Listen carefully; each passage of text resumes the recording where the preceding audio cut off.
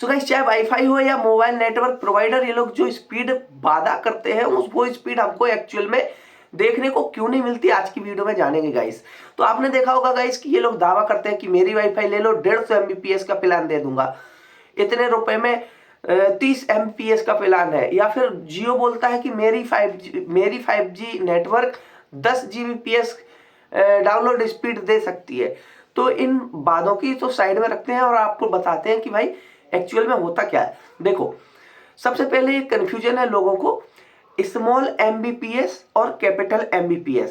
तो जो small MBPS है वो ये लोग बताते हैं, और जो कैपिटल MBPS है उसमें आपके मोबाइल की स्पीड जो आप लोग देखते हैं वो होती है। तो आप वहां पर मेंशन देखें, वो स्मॉल में करते हैं कि 100 MBPS, और आपको जो मिलती है स्पीड वो कैपिटल वाली होती है। तो इन दोनों में डिफरेंस क्या है, मेगाबिट्स और मेगाबाइट्स में, इनमें बहुत बड़ा डिफरेंस है गाइस। आपको जब कन्वर्ट करना हो तो आप 8 का भाग देते। जैसे अगर वो बता रहा है कि मेरी 800 MBPS स्पीड का प्लान है, तो उसमें आप 8 का भाग देंगे तो 10 MB, यानी कि आपको स्पीड मिलेगी 10 MBPS। वो भी नहीं मिलेगी, उसके पीछे कई कारण है। देखो, सबसे पहली चीज होती है कि अगर आप मोबाइल इंटरनेट नेटवर्क से यूज कर रहे हैं, किसी सिम का नेट चला रहे हैं, तो टावर से आप कितने दूर हैं। जितना आप टावर से दूर होंगे उतनी आपकी इंटरनेट की स्पीड कम आएगी।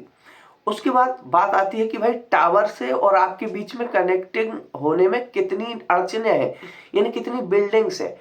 जितनी ज्यादा बिल्डिंग्स के बीच में आप होंगे, टावर वहां से आएगा, ट्रेवल करेंगी वेव्स उनकी नेटवर्क की, तो वो पेनिट्रेट करते हुए आपके पास आ रही हैं, तो आपको स्पीड कम मिलेगी क्योंकि वो उनकी क्षमता कम हो जाती है। उसके अलावा अगर आप घर के अंदर है तो आपको स्पीड कम मिलेगी। आप घर के ऊपर छत पे हैं या बाहर है तो ज्यादा मिलेगी, क्योंकि भाई उनको वो दीवारें तोड़ के नहीं घुसना है नेटवर्क को, ठीक है। उसके अलावा गाइस, मोबाइल भी कहीं ना कहीं जिम्मेदार है स्पीड के लिए। मान के चलो जियो दे रहा है 1 Gbps की स्पीड आपके एरिया में, बट आपका मोबाइल कैपेबल ही नहीं है 1 Gbps स्पीड प्रोवाइड करने के लिए। आपके मोबाइल का जो हार्डवेयर है वो मैक्सिमम टू मैक्सिमम 100 MBPS की स्पीड से डाटा को लोड कर सकता है।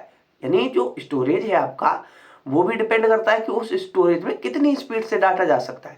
अब जैसे एक मेमोरी कार्ड है या कोई भी आपके फोन की मेमोरी है, उसमें है कि 10 MBPS 10 MB/s ये इसमें डाटा स्पीड इसकी ये है मेमोरी की स्पीड।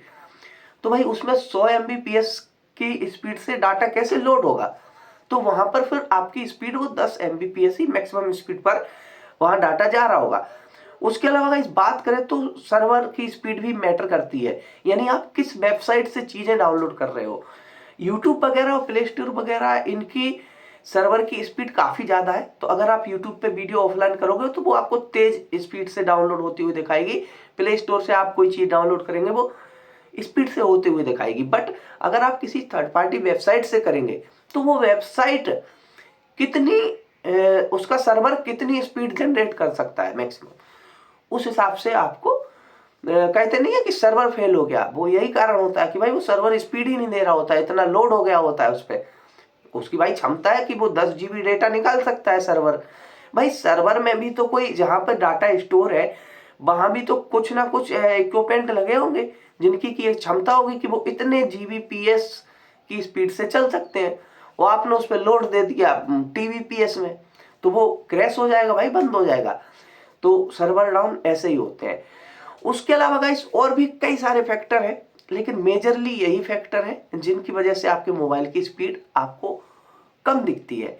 आई होप आप लोग समझ गए होंगे। और कोई चीज आपको पता है जिस वजह से मोबाइल स्पीड कम होती है तो कमेंट सेक्शन में बताना।